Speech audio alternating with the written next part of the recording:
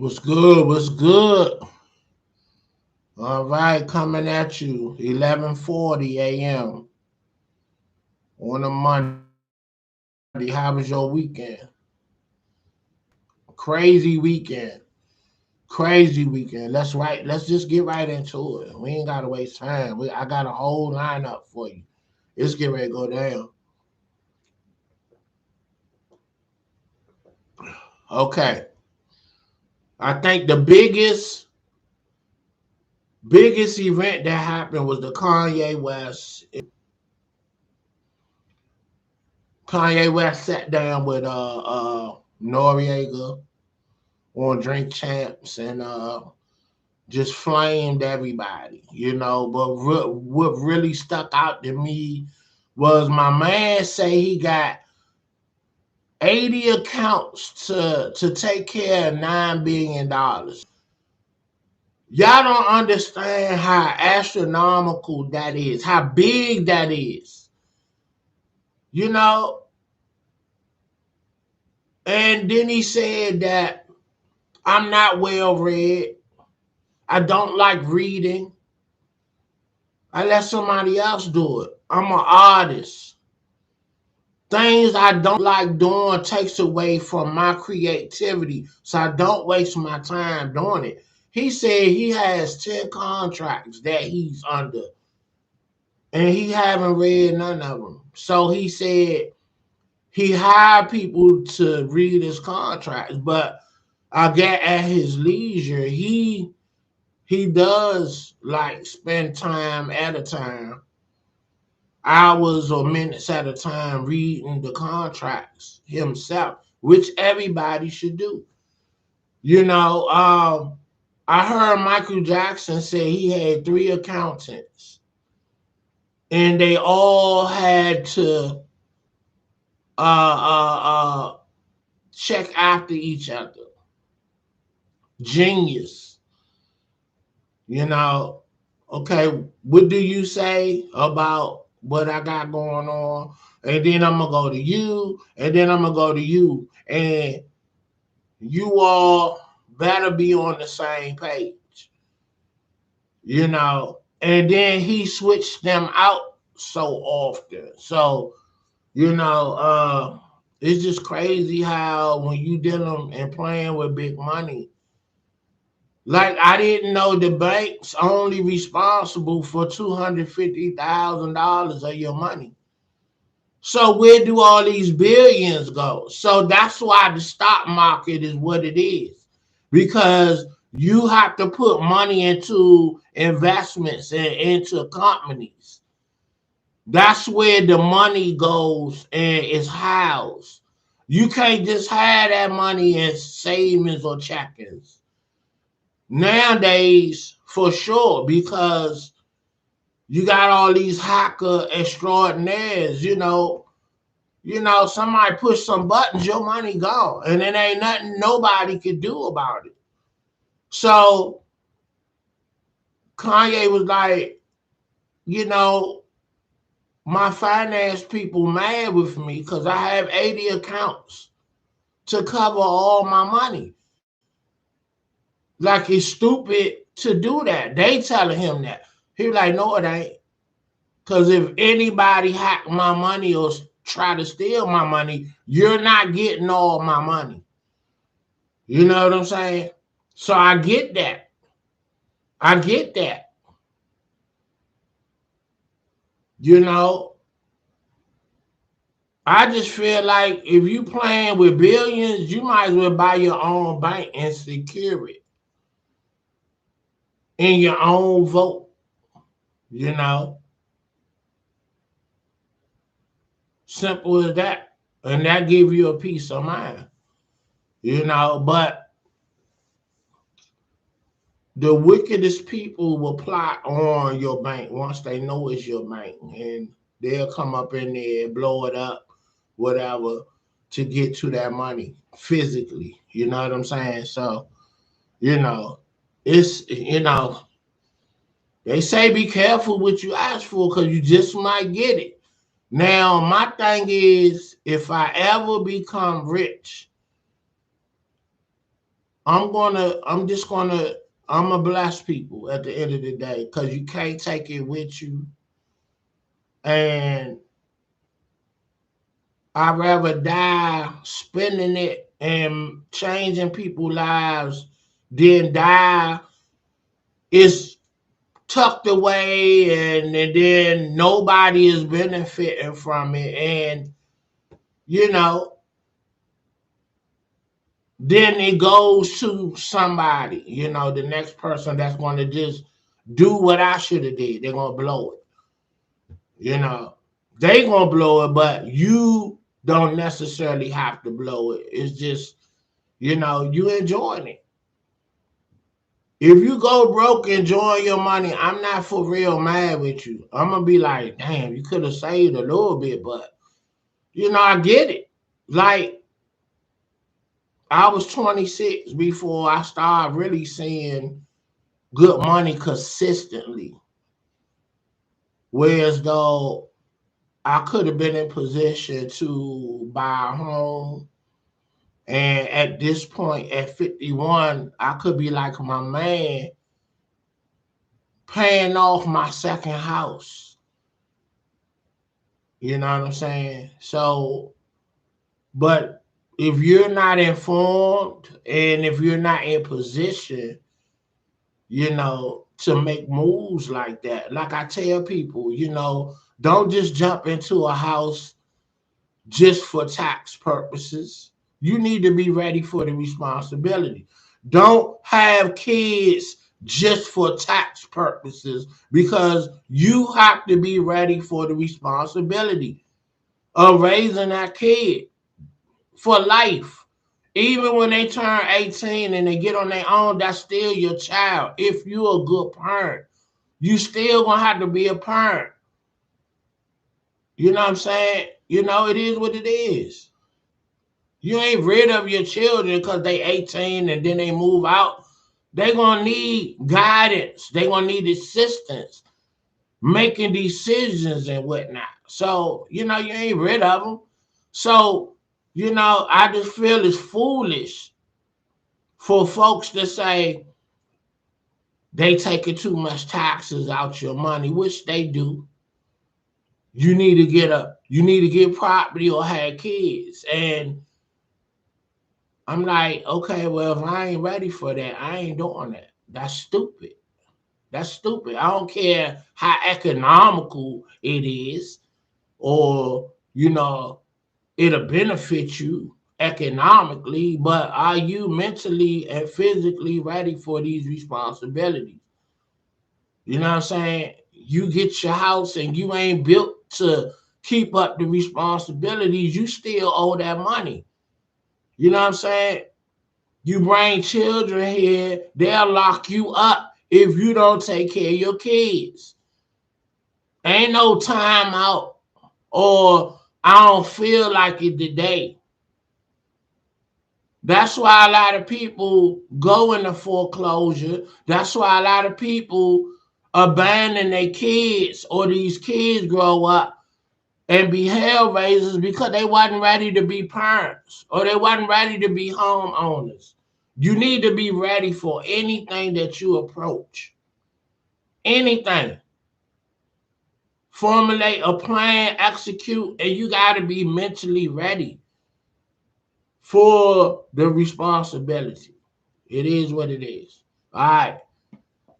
Enough on that. Let's get into it. Let's go to Canelo. Canelo, the man. Canelo just unified all the belts.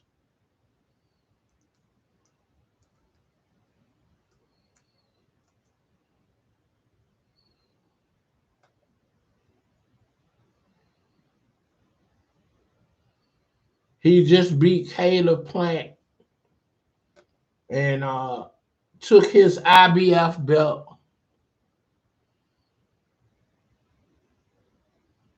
And now he's the undisputed.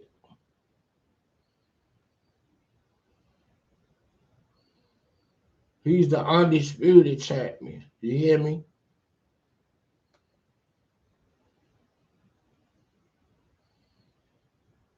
Yeah. All right.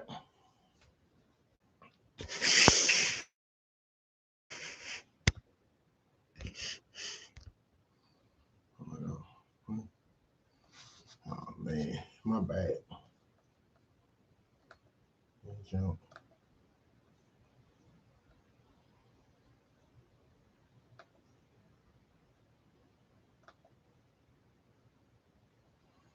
right. Anyway, Caleb Plant, he fought Caleb Plant and won the belt from him.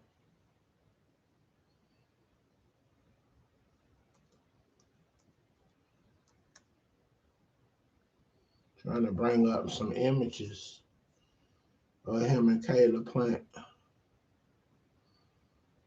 fighting.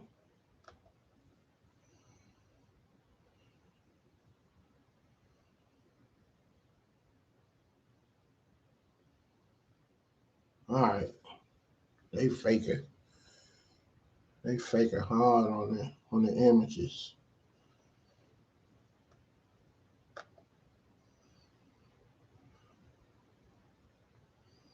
Why all this other stuff popping up?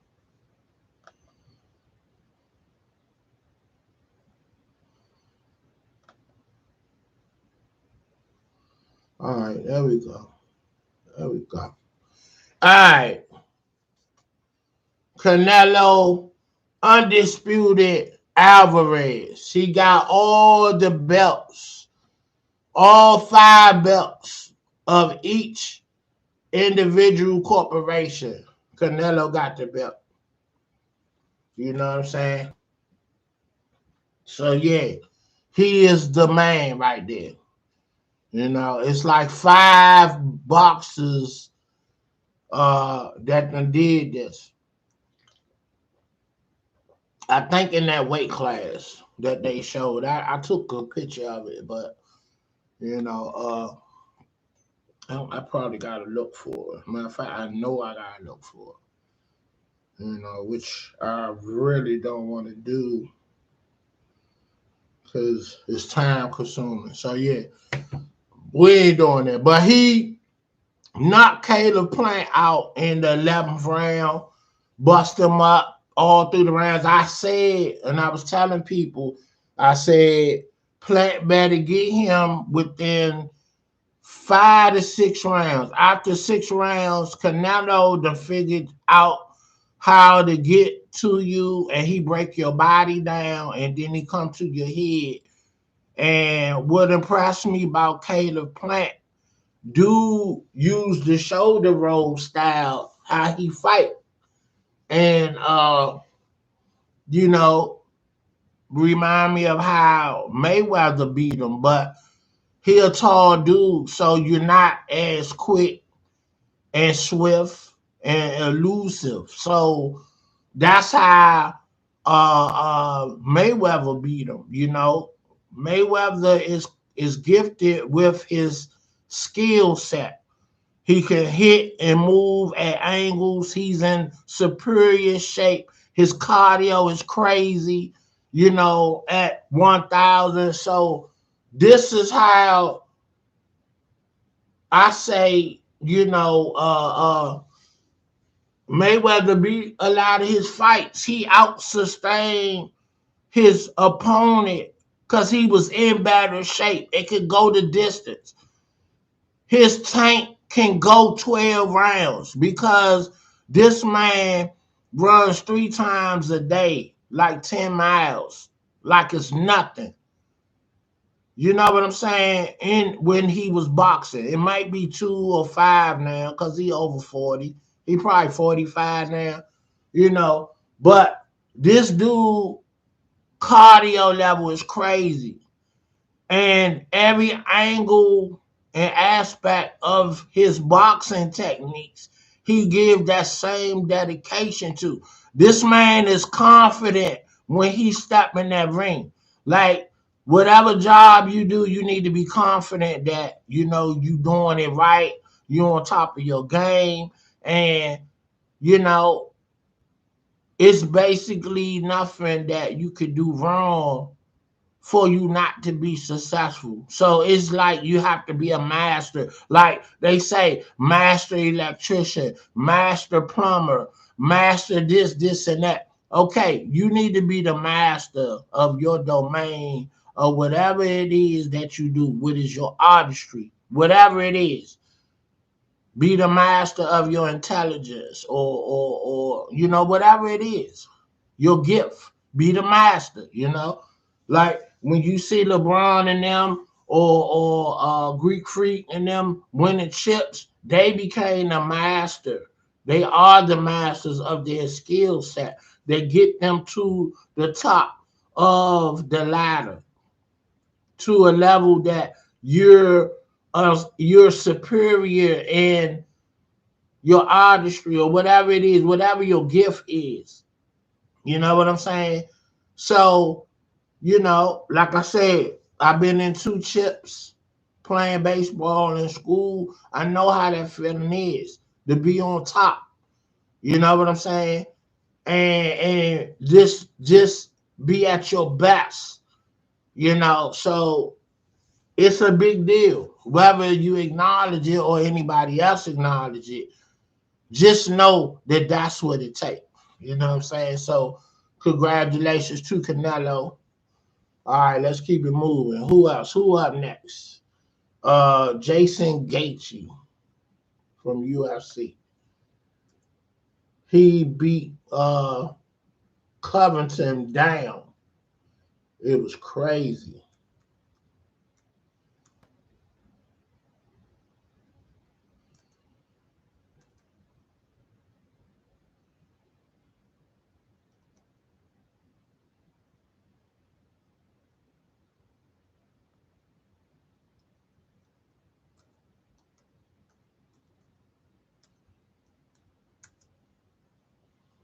Oh yeah, Jason Gaethje.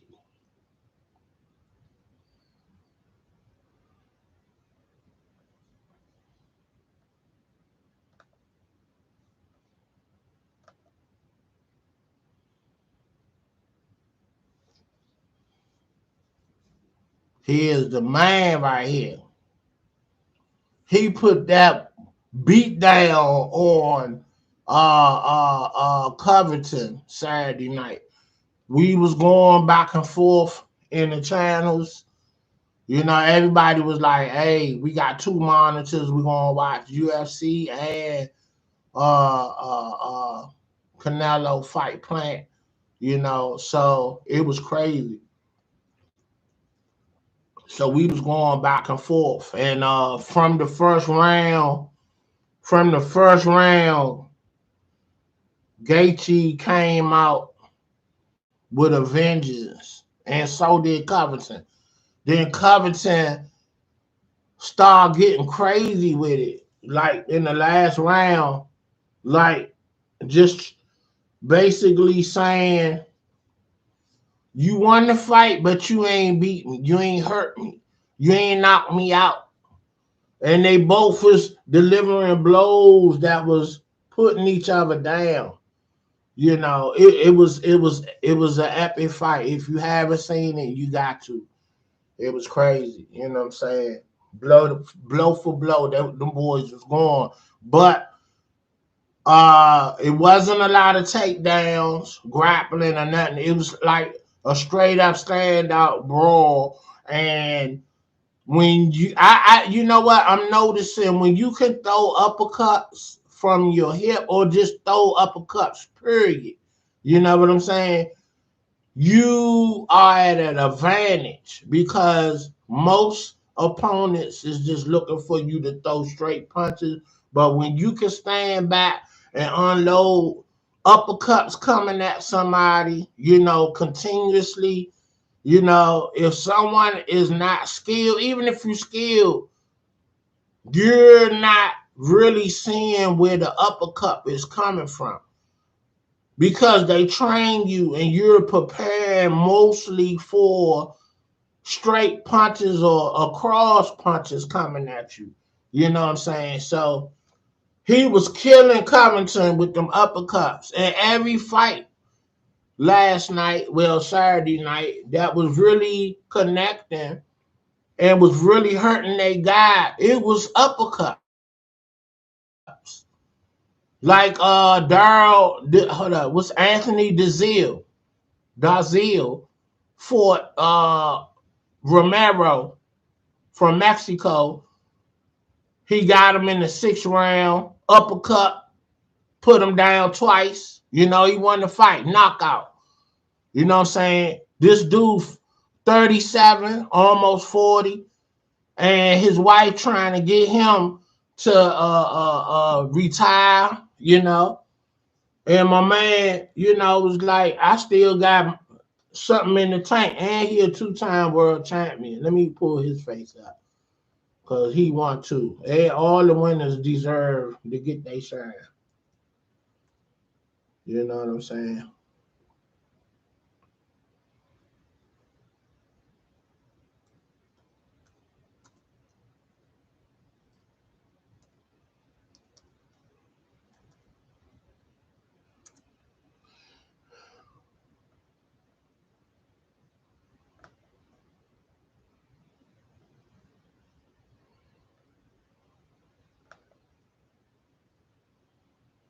From Flint, Michigan.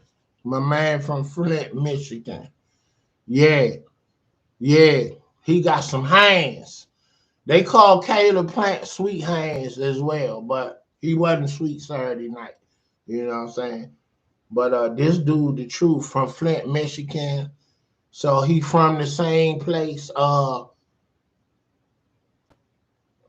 No, he not from the same place that Mayweather from. Because Mayweather's from Rappaport, Grand Rapids, Michigan. Okay, right. You know, but this dude is the truth. But he's a 2-time world champion. And he 37. And the wife want him to retire. And he like, look, I got more. I got more in the tank. I ain't ready to go. So I guess like all the other fighters, he gonna keep fighting until he get knocked out the ring, and then he'll get the picture. It's time to go. So yeah, congrats to you, brother. You know who else? Who's up next? Uh, who was it? Rose beat Wayne Saturday night. The women UFC.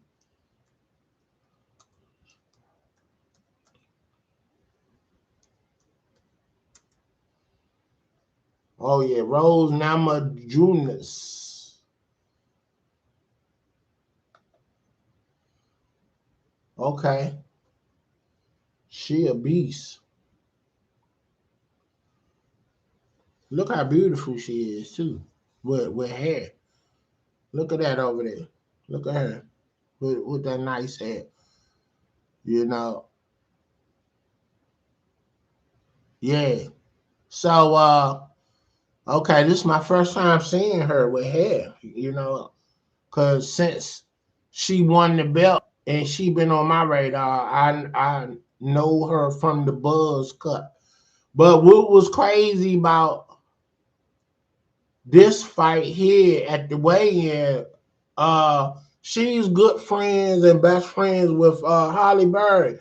Holly Berry up there like Dana White in between them, and Rose and Wayne was very respectful. They wasn't swinging at each other, nothing. They was, you know, respectful, bumping fists and like giving each other props. And Holly Berry in the middle of that, like got her hands out like Dana White be doing. I was rolling. I was like, what the hell is she doing up there? But I seen some posts of Holly Berry every time Rose fight that she be, you know, I gotta see my girl. I'm ready to see my girl Rose fight, you know, so that was a good look to see, you know, to see her up there, even though that was out the ordinary. It's like looking at Lil Wayne or anybody else on First Take, analyzing and commentating or giving their opinion on sports. And I love the podcast, the talk radio, the talk shows, because it's not just giving the skilled journalists their, we ain't got to just look at you all the time getting your opinion. Everybody else, the regular Joes, we talk sports in the barber shop and at home to each other at work, and just to come on a podcast or on TV and just hear your perspective is something different from the regular Joe. I mean, I appreciate it. Like Lil Wayne or stars in general that they be bringing on the sports shows and giving their opinion. That's not their forum or element. Movie stars or artists from the rap industry or whatever. You know what I'm saying? You expect them to hear music commentation from them or music point of view or movie points. So I'm just loving how in today's society that social media is giving everybody a voice. We're just not listening to the celebs and what they got going on. You know, Social media give everybody their own highlight reel to display what they got popping going on in their life. So yeah, you know what I'm saying? And I'm one of them individuals. I've been a socialite, a socialite, a party goer from the gate. And me and my crew, we done did it major over the years, before we all settled down and got married and all that. We got families, we old now, but I got a lot of memories of how we used to set it off, you know what I'm saying? And it was legendary. I mean, a lot of stories I could talk about, but I don't think my wife gonna appreciate that. So we just gonna keep that in the vote. But yeah, you know, but it is what it is. Congratulations to Rose. All right, now the big dog, the finale of the night, Ugman fighting. Who did he fight? What was that dude's name? Kamar Ugman.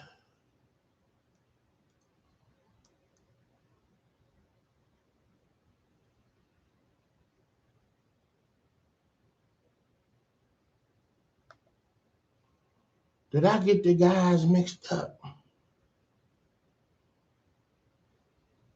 I forgot who he fought. No, okay.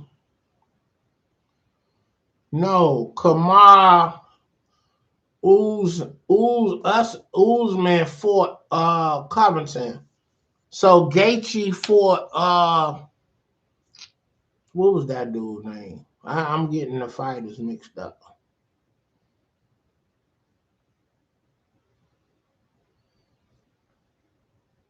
Yeah, he fought Covington.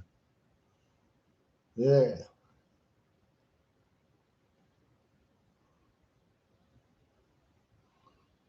Okay.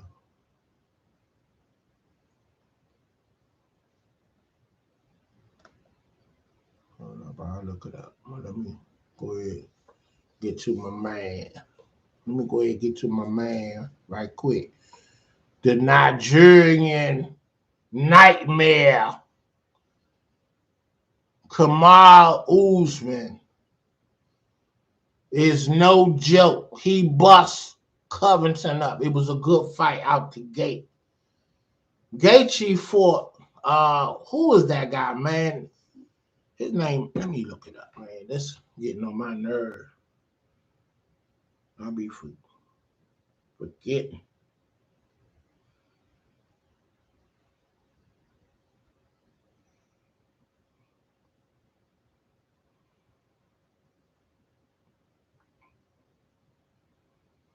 Oh, let me put that out there. Look at that. Swiss Beats and Alicia Keys on board a new mansion, $30 million. And They got the people walking around, looking at a tour of the house. And yeah, big flex right there. Congratulations to y'all. You know what I'm saying? I love to see my people do it on a big level. And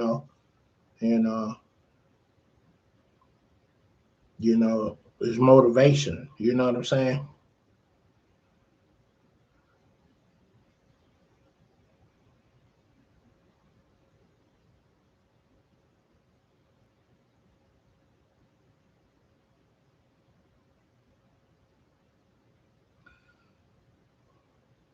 Chandler.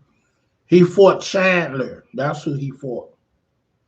Michael Chandler. That's who he fought.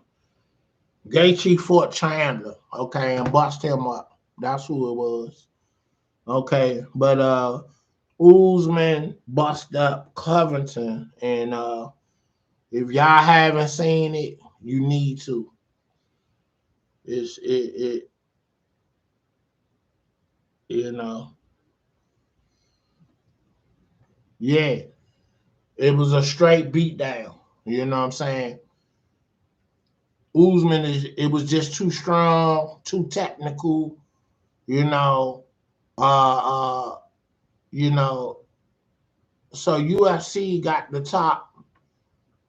Who the UFC uh got three Nigerian champions.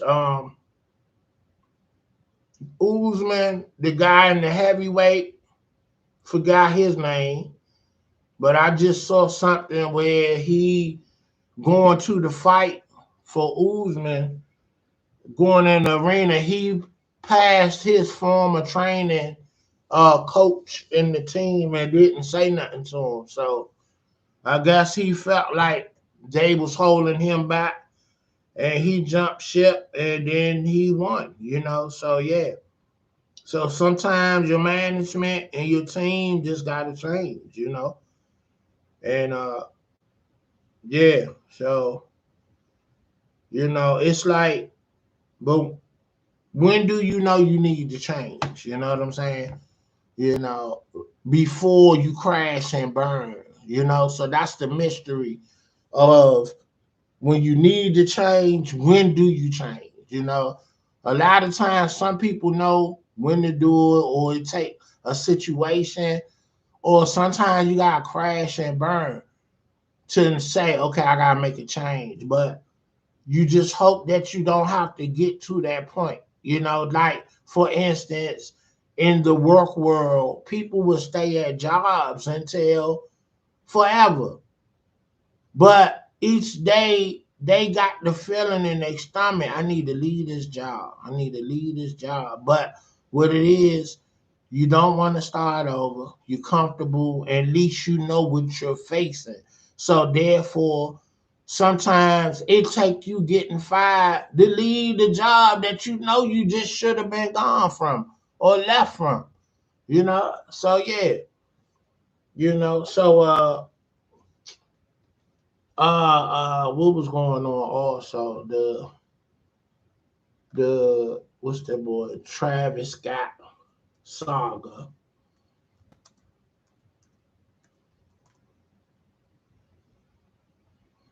Astro World Tour. This one of my son's favorite dudes, in the rap game. And he wanna go to Playboy Cardi is getting ready to come here, and he wanna go to the show at the DC Armory. So we went on and got tickets for him to go.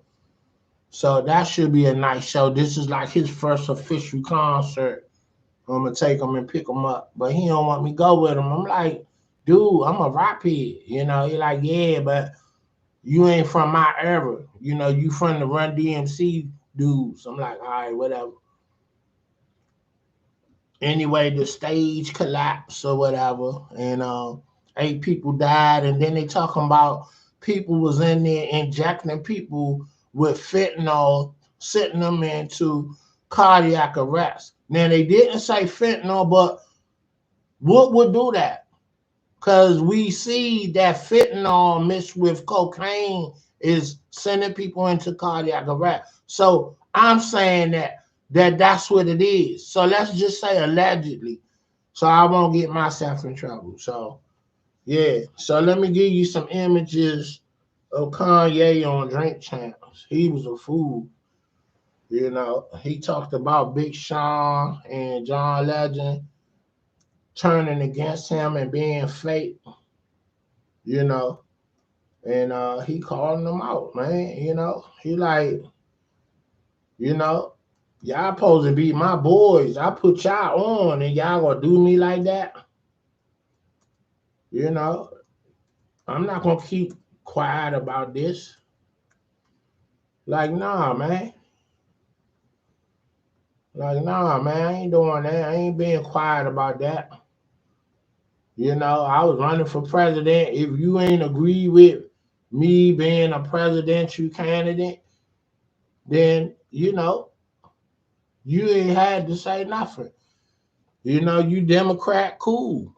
Be a Democrat.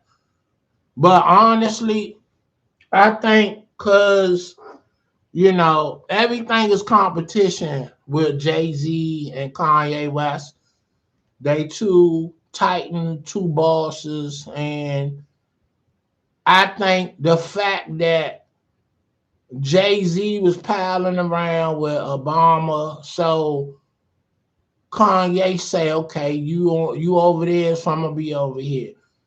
So I think the whole Republican thing with Kanye and Trump was to say, yeah, I pile around with presidents too. You know what I'm saying? And then you know Kanye was infamous of uh saying Bush don't care about black folks.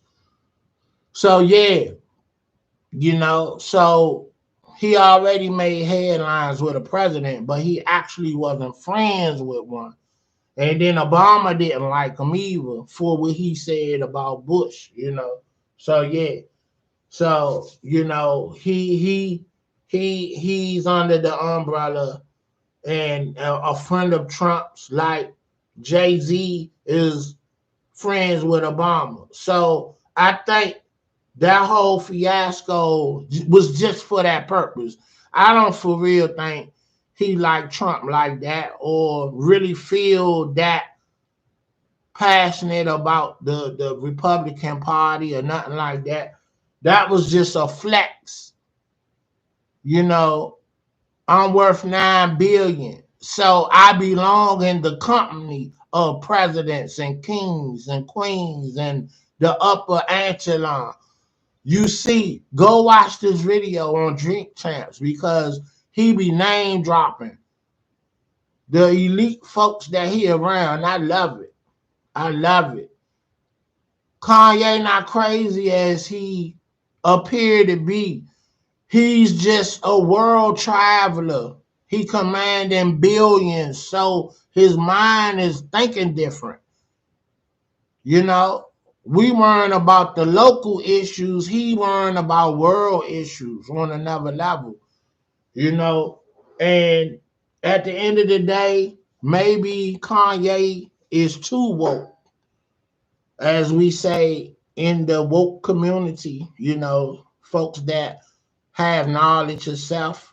You know, I think he's on the next level. Like if you join the Masons, I don't know this for a fact, but they say the doors of knowledge is degrees. I think Kanye is on the highest level of the degree of knowledge. And us regular folks can't relate to what he's talking about.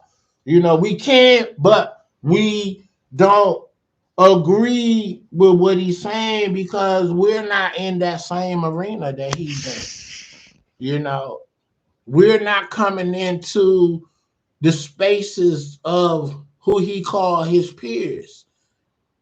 All the folks that was working with him and under him trying to get his design and his his fashion gear off the ground. All these guys, designers that were nobodies, are working at major designer uh levels. I mean, like organizations. And once you look at the video Drink Champs, he explains all that. And not only that, Kanye is one of the spokesperson and ambassadors, I guess, of Balenciaga, which is a sister company to Gucci. You know, so when you wearing Balenciaga, you wearing Gucci for real, for real. So, you know, and the CEO of Balenciaga used to work for Kanye. So therefore, he has a clout card with them. You know, so it must be great to be king. And I love this concept too. He said, I don't physically own a home because I'm a world traveler. I stay at different places. So if I'm gone like that from home, what sense do it make to have a home? My home is where my kids at. So wherever their home is, that's my home. I don't need a physical home that I'm never at. That makes sense. That makes very much sense. You know, everywhere he travel, everywhere he go to, he can call somebody and say, I'm in town, you know, I'm coming through. And if they not there, he get their house for however long he want to stay. It makes sense. You know, when you a world traveler and you gone months out the year and this, and that, you know, it makes sense. It makes sense. You know, to not have a home to come to that can be burglarized while you gone because you never there. The neighbors all nosy, you know, or if you're in an isolated area, folks plotting on you because they looking at social media and see you not there. So now they get up in your spot and they take everything and then you don't know about it till 6 months later. So I feel like people that's rich, you know, you got property, you need to frequent there, like, you know, every so often out the month. You know what I'm saying? I mean, you know, I don't know how often it is. It might be different for whatever the situation may call, according to your schedule and how you're traveling and what your business that you conduct. But, you know, I felt them on that. Like, you know, I'm a world traveler. You know, I listened to radio theater, 1940 radio theater, where they did how we watch movies. They did theater on the radio in the 40s before TV, you know, and I listen to it every day. You know, I love it, you know, just how they put skits together and hour long or 30 minutes of skits as if we're watching a TV show. And they got all the sound effects going on. That's really what was amazing me. Like all the effects that goes on as far as the sounds, they're giving you all that because you can't physically see it, so they let you hear it. Footsteps, the creaking of the stairs when you walk through an old house or you opening the door. They got all the sound effects going. Somebody running, somebody getting shot, bam, bam, bam, bam, you know, just all the theatrics that you can't see. Like if you listening to radio, you know, you listen to talk radio, so you can't see them, but you hear. But radio theater gave you all the effects of if you was watching it, the door opening, people running through the grass. So you know, I love it.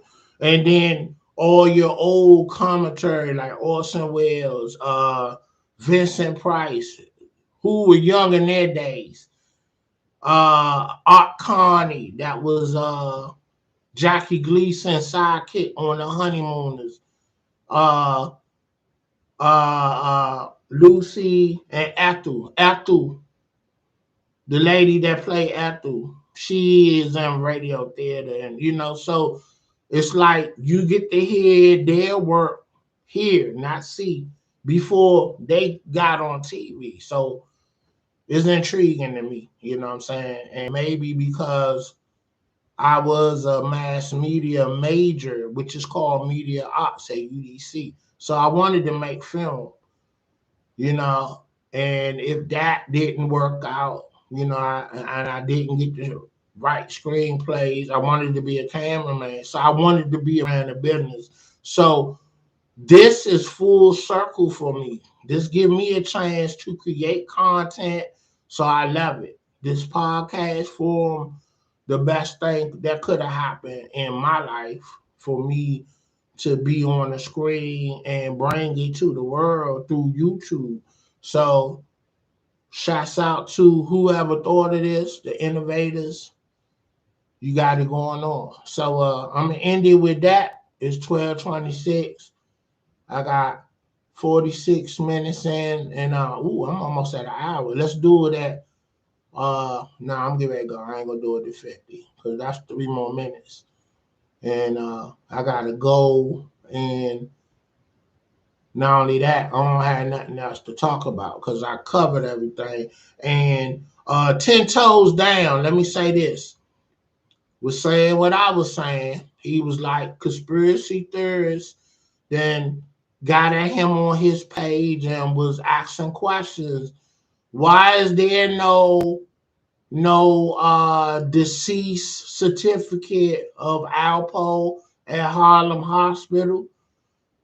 It's no uh it's no record of them operating on him. It's no record. I mean, it's no blood that was in the truck, no blood on the ground. And his theory was, the conspiracy theorist was that he brought up. Go check him out, 10 Toes Down TV. He said that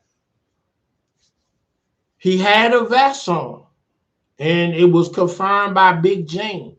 And me looking at the pictures, I saw he had a vest on in them pictures. So if the bullets hit him in the chest and didn't hit him in the face or the neck and he bled out, again, where's the blood? But if they hit him in the chest like we think that it did, and it hit him in that vest, the vest caught the bullets, but it could have knocked the wind out of him. And then they did chest compressions. He was saying, you supposed to wait for the EMTs. Ain't no police supposed to do that. They supposed to clear the scene. You know what I'm saying? He wasn't supposed to do CPR on him or nothing like that. That's for the medics or EMT or the paramedics to do. You know what I'm saying? Because you don't know what you're doing. Far as exit wounds, entry wounds, you don't know if you cause a spinal injury to him and all that. So, yeah, it's a lot of things that went wrong in that video that we saw.